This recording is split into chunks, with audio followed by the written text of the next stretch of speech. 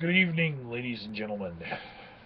It is same day as my last ramble, but a lot has happened since I rambled this morning, and now I'm going to ramble before I go to bed.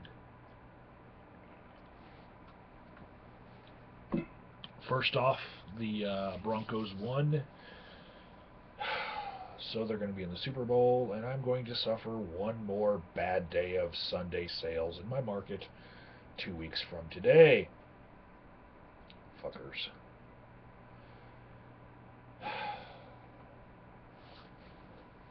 And today, while the Broncos were winning, the world's dumbest criminal did in fact come back into my market and did give Chad restitution for the thing that he stole from the market, um, which is good on him. And for my part, I would, if I was called before a judge, I would say, yeah, he tried to make good on it. I don't hold any ill will towards him. After he got caught, he, tried to make good on it. And the thing about that is, I was raised in a Judeo-Christian fashion to pay lip service to forgiveness and redemption. You know, it's not the same as actually practicing it. You know, and seeing so many examples of how not to forgive people, um, being raised in a Christian society, I just kind of learned better. And so, in the end, everything's worked out on our side. We had a little bit of a rush, a little bit of heart pounding when we caught him with the footage, but it's over, you know. And I wouldn't go to a courtroom and say, throw the book at him, especially because I am a taxpayer whose money would be used to give him 3 hots and a cot. You know, I'd much rather have him have to pay for his own probation officer and have to pay for living on his own to support his kid and have to go work hard, in the real world where we don't have to pay for him. Less of us giving money to him, especially to cut off our own nose to spite our faces, you know. Um, Now, I know that in this case there is probably a criminal history that I am not privy to, that Officer Campos was privy to, and he did not want us to, you know, give them any favors. As far as he actually said that I'm not under any obligation to process his wife's Lifeline phone application, and he doesn't think that she really deserves it, but I went ahead and processed it because, well, for one, that's $3 in my pocket anyway, and for two, um, if her husband does go to prison, she's going to need a little bit of help raising that kid, and that's one bill she won't have to pay for. And maybe the kid won't suffer as much. There's a kid. Think about the kid. Um, or at least a little bit. So,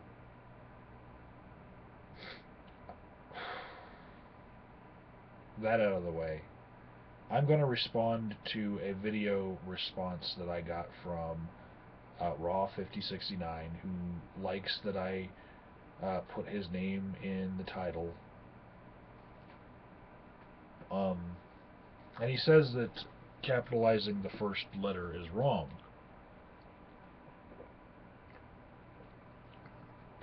And I say, I got it right because it's your internet handle and it's proper, and you got it wrong. And I have a degree in English right there up on the wall. I'm going to just argue from the authority of knowing how things are supposed to be when we write. I do the righty stuff. Anyways, yeah, the comment where he posted the video response, I saw it when it happened, but like 90 or so views after that, I actually go to the video, and 3 comments were marked as spam, and they were put in this kind of queue where I had to review them, and nobody saw them until I reviewed them. I'm like, check, check, check, check, check. So if you didn't see his video, you can click on a link below. I'll just share it with you guys. But I'm going to be responding to it now. So you can pause this and then open that in another window and watch it if you want. I'm going to try to make these standalone videos as well as responses. But yeah, don't be shy. I'm not going to cheat him out of views just by saying that you can get it all from me and feel like you have the whole story. So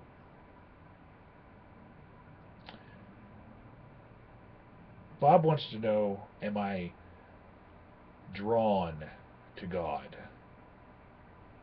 And I would say no. Not in any way that I feel drawn.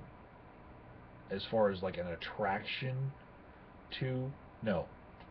And part of the reason I say no is that I have learned to explain certain qualities about human beings in different ways, such that I don't consider anything to be an attraction to your specific God, rather the proclivities of human beings to invent things to explain phenomenon that they don't understand. So, or go along with the explanations that other people have, just to make things easier in their life. You know, that's one thing that they don't have to spend a lot of time noodling over.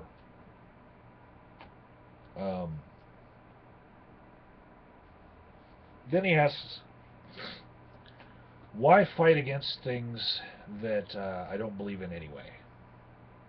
You know, and this is something that I've heard many, many times, and I've actually responded to that question in the brash ways that other YouTubers have. Inventor Gorilla is probably like, oh shit, no, he didn't go there. Now we're gonna have to hear that all over again. And at least I'm going to change it up this time. I'm going to leave a link in the description box to one of my videos called Why I Fight Against Unicornism, and it's like 2 years old, you know, and that would be the me that is closest to Bionic Dance saying, "You're hurting people," you know, that was my moment back then, and I did it once, and I don't want to do it again, because I do have other reasons for fighting against things I don't believe in anyway.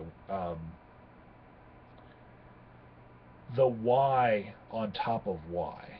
And Bob says that, you know, if we look around, like, states are now approving homosexual marriage, you know, and this is somehow supposed to be proof that there's no reason to fight anymore, right? Um, my state actually just approved recreational pot use alongside of civil unions. But let me tell you about a little bit about this path we took here. See, I'm the vice president of the Freethinkers of Colorado Springs, a group that was formed 20 years ago in response to Amendment 2. Now, Amendment 64 is what legalized uh, recreational marijuana use in my state. But 20 years ago, after, decades of being a state, people finally figured out that if they wanted to get a law passed, they could just do an amendment to the state constitution, which they could do by way of having a petition and signing people with their signatures, and doing an end around the legislature, and it's very easy in the state. In 20 years, we've gotten up to, what, 68 now, I think. And not all of these amendments pass, but they just get numbered sequentially. So, 20 years go by after Amendment 2. Amendment 2, 20 years ago, in my lifetime and your lifetime, was an amendment to ban homosexual marriage. 20 years later, we legalized civil unions for same-sex couples. That's a really quick change, don't you think? Why, the really quick pendulum shift here? And if you think that, poof, the fight is over, God is lost, and we don't have to fight against your God anymore because the gays can marry now,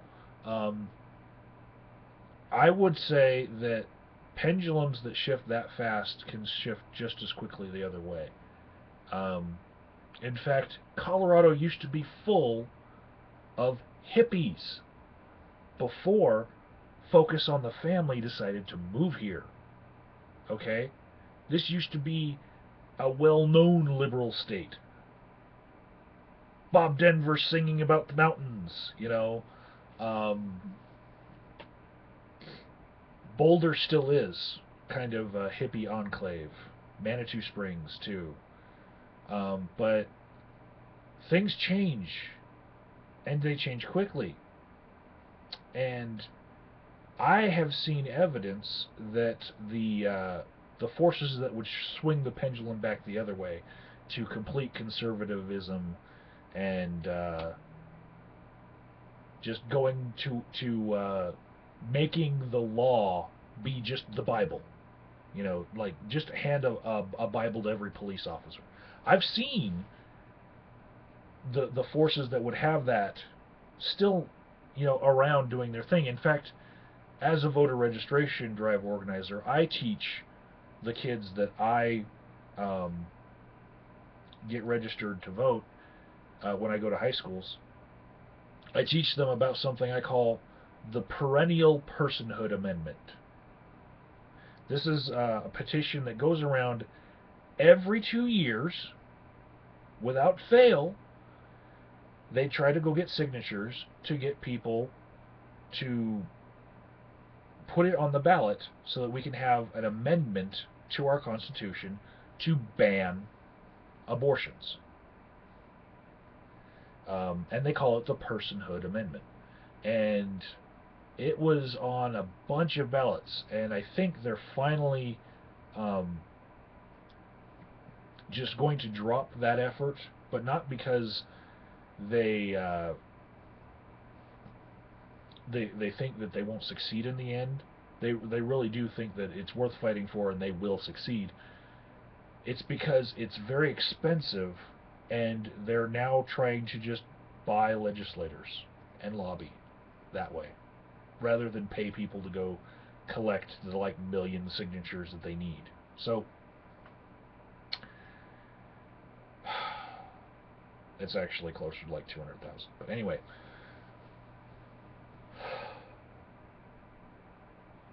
you say, why are we fighting? Like as if there isn't this dominionist presence in the country that would um, do some bad things that we wouldn't like. And just recently, when we had this government shutdown, there were people who did not vote for reopening the government and restarting it. And just look at the list of people who were still voting against and like holding strong to their position. And all of those people on the vote to reopen the government that voted to keep the government shut down, those are the people that are the reason why.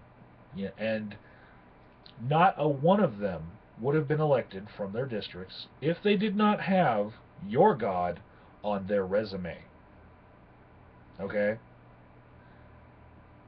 So, yeah, I still think that there's a reason to fight, as it were. Um, and you asked, why is it that I talk so much about a God that I don't believe? It must be that I just deep down believe in him, because I talk about him so much, you know.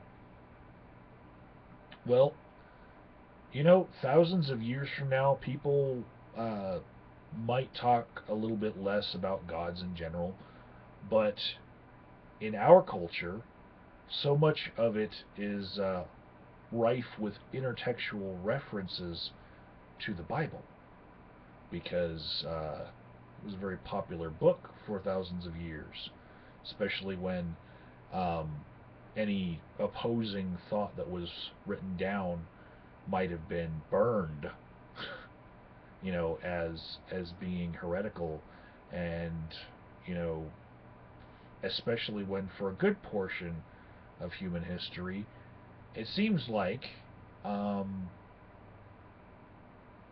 literacy wasn't being promoted because we only wanted those people in charge to be able to actually read what's in the Bible.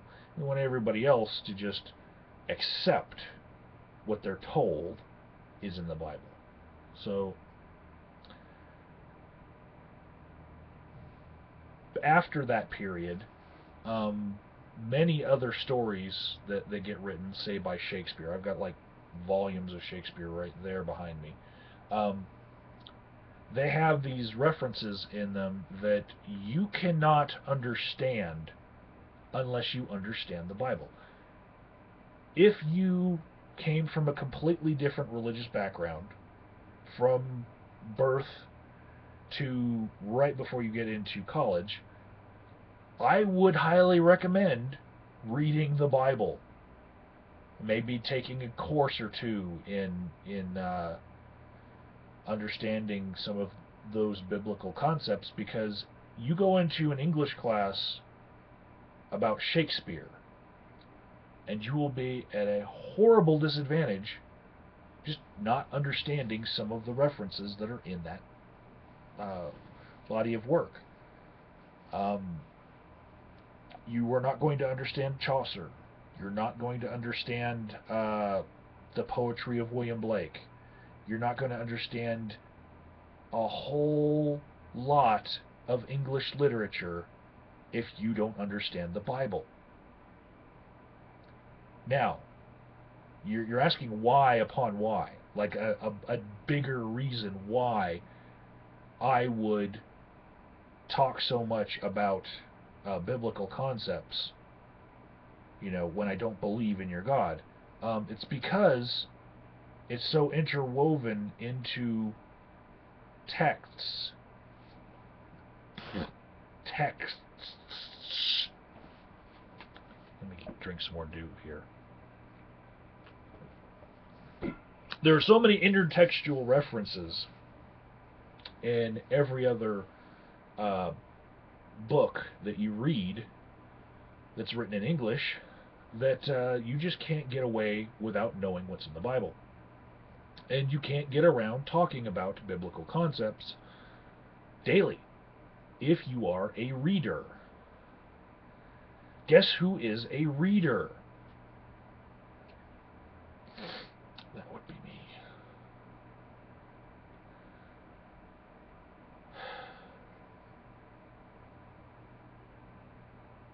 So,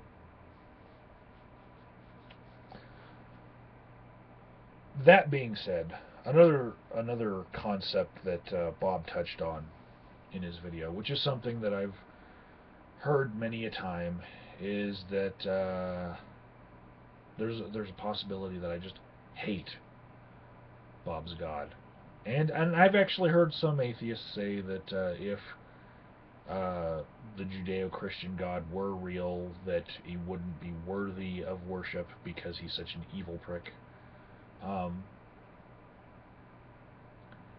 I happen to be of the opinion that the God of the Bible is kind of unintelligible, because I think that there are contradictions as to what that God is. And there are some people who say, oh, there's no contradictions in the Bible, you just don't have faith, and therefore you don't understand. You do not understand if you are the faithful, and you cannot explain it to somebody who does not understand. See, part of being able to understand something is being able to relay the information you understand to somebody else. So if you can't tell somebody else why it is that something is not a contradiction, short of telling them that they don't have the necessary magic imparted on them from your God, then you don't understand with your brain at all what you are talking about. You just feel confident that your God's magic has made this not a contradiction. Okay?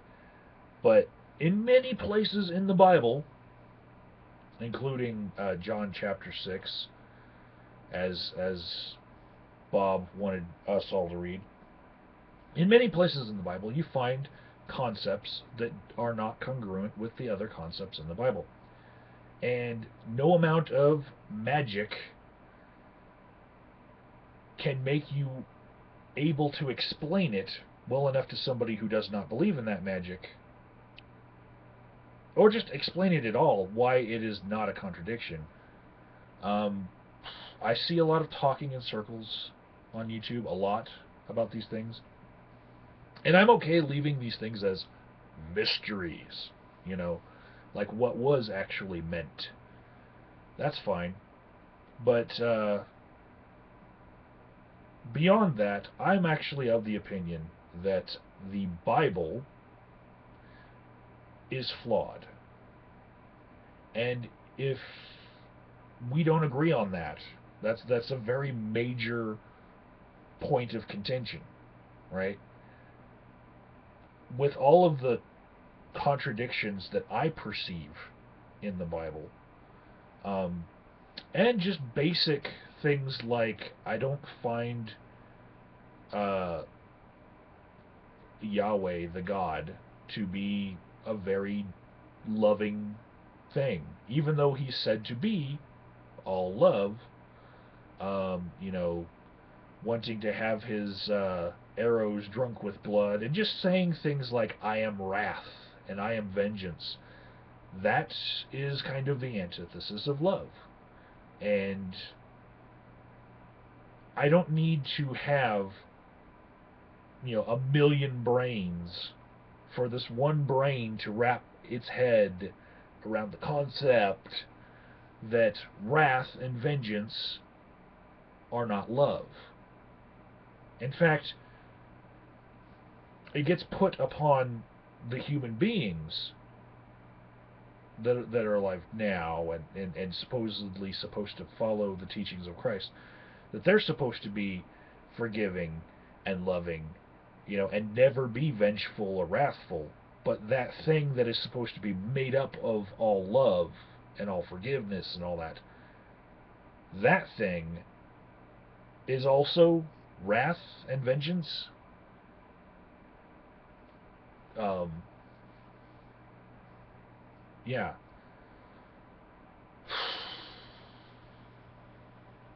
The first contradiction I ever saw in the Bible?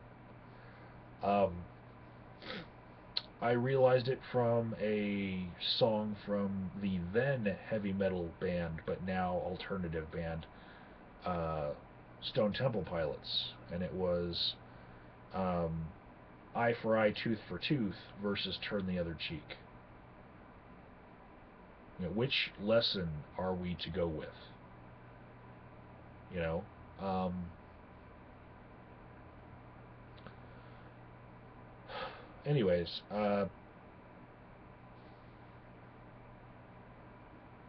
don't so much hate the God of the Bible as just not believe that the Bible is the best description of that or any God because of its inherent contradictions. And I think that some of the concepts that are placed on the definition of the Christian God are just things that I don't like, right? It's something where we cherry pick the nice things and we talk about them all the time, and those things I like. Like if all you need is love and stuff like that are what we're talking about, then I like those things. You know, um, Sending an army to kill people in another land to cleanse the land of evil. No, no, sending anyone to kill anyone is not something that I think is good for any deity to do. Sending us little peon ants out to kill the other peon ants. It's just,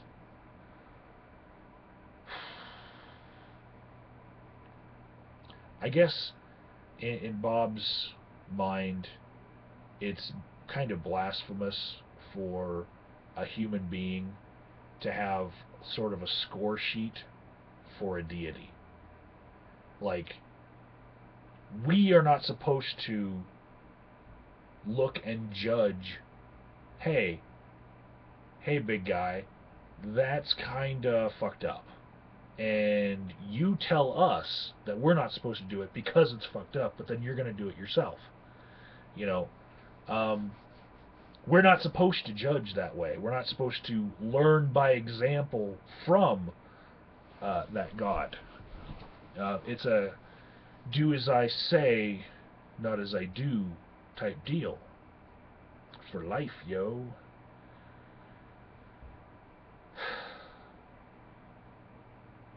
No, it's not that I hate the God. It's that I don't think that it's well defined, whatever the God is. And what I hate, if we're going to talk about what I really hate, it's the way that God is basically anything that anybody wants it to be, and gets used to excuse some of the worst um, evil things. It's basically the driving factor behind them, because people can twist it to mean whatever they want it to mean when they look at the Bible, because there are so many contradictions that go either way on a whole bunch of things. Um, and Ross said that I'm supposed to hunger to be a spiritually minded person, and that God put that hunger in all of us. Um, Again, I don't really feel like after the education that I've had in the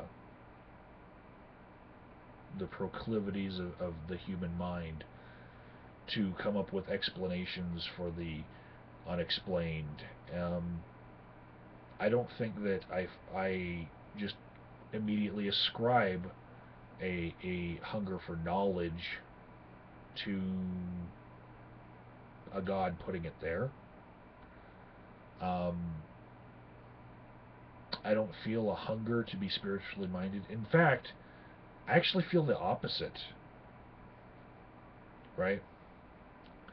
And when Ra prescribed John chapter 6 as reading, I actually read it. And if we go to verse 26 in the book of John, chapter 6, verse 26, it says, Jesus answered them and said, Verily, verily, I say unto you, ye seek me not because ye saw the miracles, but because ye did eat the loaves and were filled. Um, I wasn't filled, and I don't know how to impart upon you that I actually did attempt to be filled by it, you know, and I gave genuine attempts and continue to, you know. I've said the genuine prayer, you know, uh, dear Jesus, please come into my life and make me a Christian and make me one with the whole body of followers that you have that I am so at odds with all the time. Please bring me some peace and don't let the Broncos win in the Super Bowl, please. Amen. All of that, genuine, right there. And I'll do it again next month and the month after that, you know. And maybe you're going to say, oh, well, if you're doing it in a video, you're not genuine. Most of the time that I do it, it's just me alone. I try and try, and it doesn't work, you know. And I hear from people, oh, you just got to try again, try it again, try again. It just doesn't work, you know.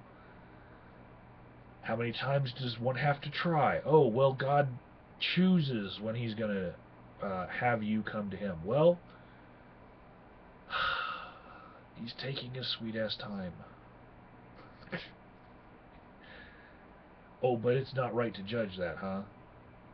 Um, I think it's probably just a long wait for a train that ain't coming, you know?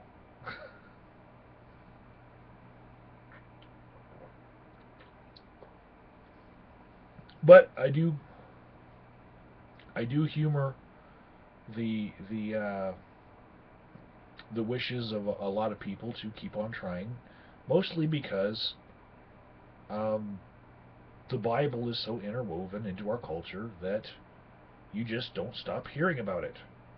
In anything that you read or the things that you watch, you just see a whole bunch of um, Christian sentiments.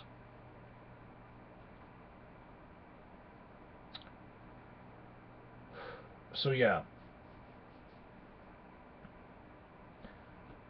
the other thing I want to say about um, the loaves, and you keep following Jesus because you ate the bread and you were full, and that was fulfilling, right? Well, I don't find faith in anything to be fulfilling. I find examining why I believe things to be fulfilling. And, you know, I feel empty if I don't know why it is that I am believing something. You know, every time I stumble across something that I actually don't know why I have confidence that it will work that way, and I keep on doing it, and it keeps on working. I try to figure out why it is that that is working, or that is a fact of my life. And I'm not content just leaving it to blindly accepting, oh, well, if I do this, then this is going to happen. You know, I just, faith is not something that I find a virtue at all. It really isn't. It's it's a false virtue. Um, the majority of my community would find faith to be very high on their list of things that they need to have in their life to be a good person. And it's on my list of things that makes someone a bad person. you know. And yes, I do believe that if you are content in just having faith in something rather than actually exploring why something is, then you have done something bad. That contentedness is, to me, like the Christian concept of sloth. It's lazy thinking, you know. So I I will fall far short of like the most recent Cult of Dusty video where he brings up the whole religion of it is a mental illness argument very flippantly, you know, and very very much in a way that just doesn't understand the complexity of what mental illness is. You know, mental illness is not a a fondness for the soulful allure of rap music. But my grandmother probably would have accused anyone who thumped their car stereo to rap music. She would have accused them of being crazy. Does that make them crazy? No. It means that she doesn't agree with their tastes. She doesn't agree with their choices. And in the case of people who live their life by faith, I don't agree with their choices. Are they crazy? Maybe in a few cases. Just because faith is not what makes you crazy doesn't mean that you're not crazy. Just means that faith isn't just the only determining factor. It's just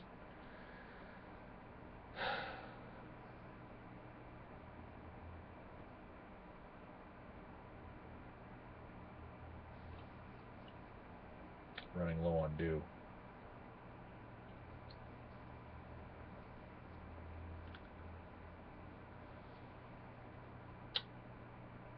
When I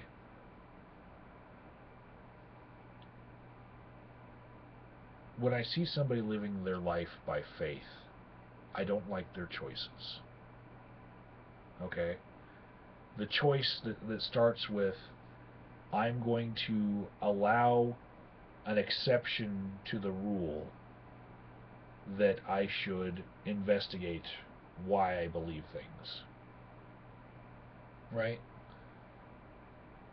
And the exception to the rule that many people let into their mindset is, I'm going to scrutinize everything but God and the things that are told to me in church. So I'm going to go Monday through Friday scrutinizing everything in my work, in my home, and then on Sunday I'm going to accept everything at face value, because to not do so would be to have a lack of faith. So I'm going to allow that exception, and then on Saturday I'm going to drink heavily to try to reconcile these two things. You know,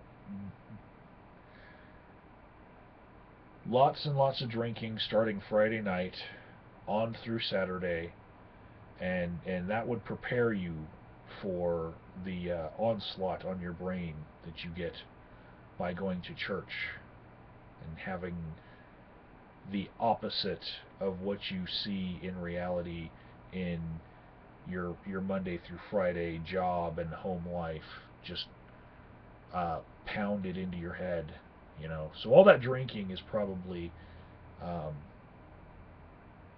it's probably necessary. We'll call it a pre-flight warm-up. It's why I don't drink that much. It's because I don't have much of a reason to escape reality. Um, I don't have that many things that I'm rationalizing away all the time that make me a sad person.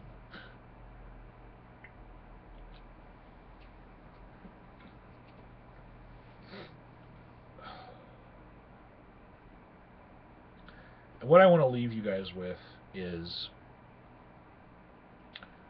one of those pot kettle black concepts. I happen to think, from my point of view, that somebody who lives their life by faith is living a less fulfilled life. And in the analogy of food and what is filling and what is empty calories, if you will, I consider skepticism and science to be steak and potatoes, and very healthy for you, and fulfilling, and this is the stuff that you can do bodybuilding with, you know. I consider it to be, you know, your salad before dinner. It's a balanced meal. Your four basic food groups is all wrapped up into it. And I consider faith to be going straight for the candy bar. The quick fix of sweet and sugar calories that burn really quick and give you that buzz. You know, that's what I consider faith in this food analogy.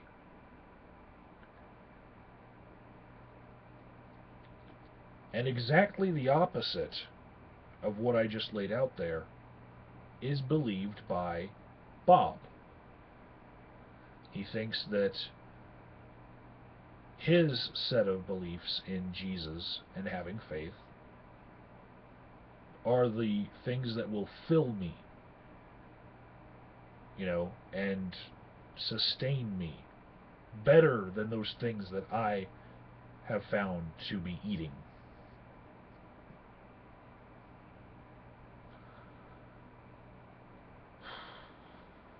So, since we're at this impasse of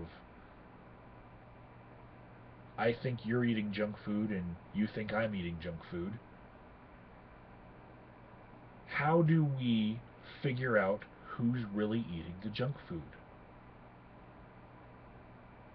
Now, I would lay out a whole bunch of example tests to perform on, you know, how does my worldview better my life in ways that Bob's worldview would actually hurt in that place. And, you know, if I was setting up the test, I would probably pick things that I thought were really hot button examples of those things, like saying when someone dies, telling people, oh, well, they're in a better place now. Whereas, in my worldview, I would just, say, it's okay to cry because death sucks, and this is tragic. There is a reason to be sad, because this person just died, and we loved them. So go ahead and cry for now, get it out, because yes, it does suck. And I wouldn't diminish the loss by saying that they were in a better place. And I would be able to give a whole bunch of examples of different things where faith and belief in the Judeo-Christian God, as Bob has put forward, would not help me so much in my life. And in fact, sometimes would just be the antithesis of what I think would be healthy, and healthy responses to things that happen in the real world.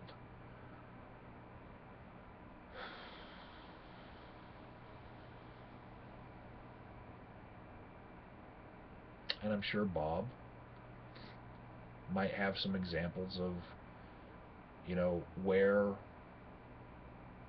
somebody who does not believe in his God the way that he believes might have difficulty with certain portions of his life.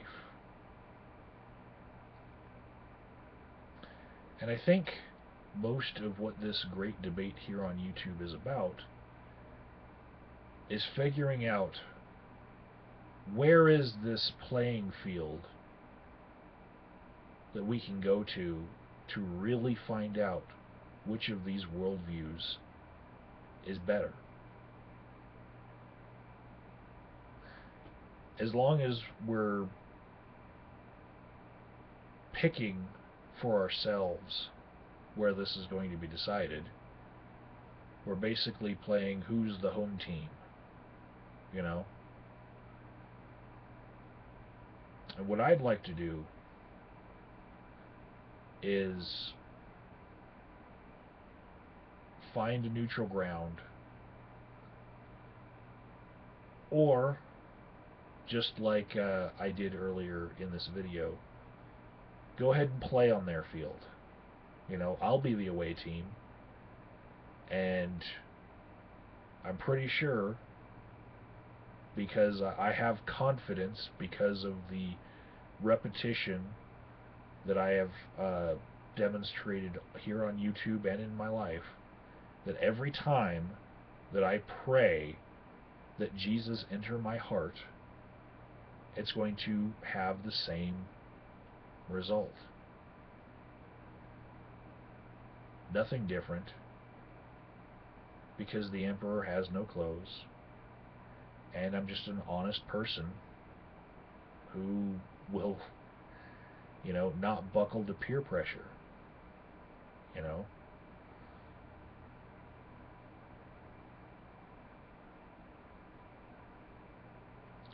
I think the scary thing about atheists such as myself, that really makes theists consider atheists to be like the lowest thing that you never want to associate with. You can associate with a Muslim or a Jew if you're a Christian, because at least they believe in a God. But atheists, that's scary, because there's some of those atheists that they're not afraid of peer pressure.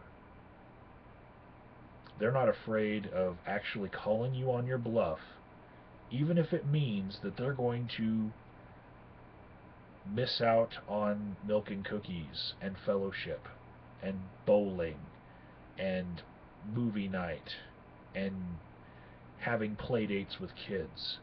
None of this will scare them into lying due to peer pressure,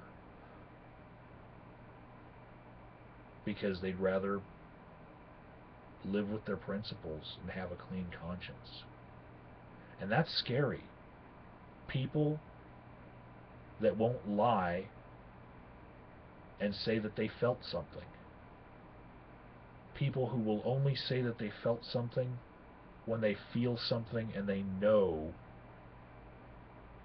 that they can prove to other people that this is not something like adrenaline spiking in their body or peer pressure giving them an anxiety attack, or anything that can be explained away as anything else. They will only share it when there is an actual event where there is no explanation. They will only share that, as it happens. They will share it as an unexplained thing. They will not jump to that conclusion because they're honest. They won't make that jump just because of your peer pressure. They will throw a wrench into the giant cogs and machinery that is religion steamrolling over the people. That's why people are scared of atheists. It's because we teach people that no, you can just be honest and not be afraid. Just be yourself,